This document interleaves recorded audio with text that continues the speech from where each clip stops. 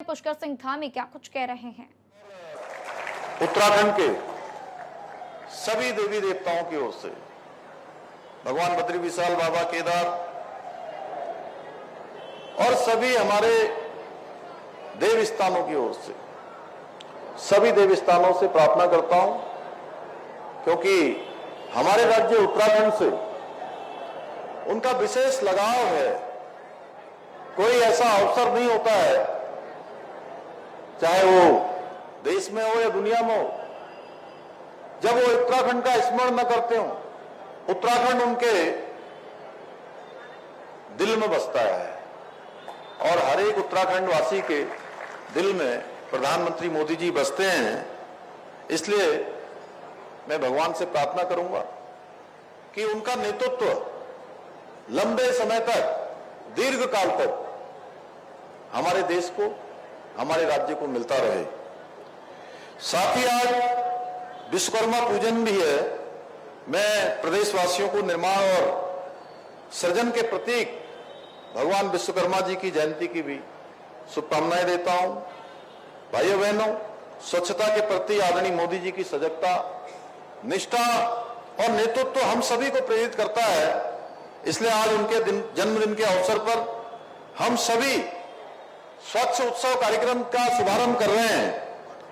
ये स्वच्छ उत्सव कार्यक्रम 2 अक्टूबर तक संपन्न होंगे और इस दौरान हम सभी, चाहे वो हमारे सरकारी विभाग हो, चाहे वो हमारे जनप्रतिनिधि हों, आम जनता के लोग हों, हमारे विभिन्न विभागों में काम करने वाले हों या हमारे विद्यालयों के छात्र छात्राएं हों, इस वर्ष हमको एक बड़ी आपदा का सामना करना पड़ रहा है। 5 अगस्त धराली से यह आपदा शुरू हुई थी और उसके बाद पूरे प्रदेश के अंदर कोई ऐसा जनपद नहीं है जो आपदा से ग्रस्त न हो। और आप सब लोगों ने कल ही देखा कि देहरादून और देहरादून के आसपास एक बड़ी तबाही इस आपदा में हुई है।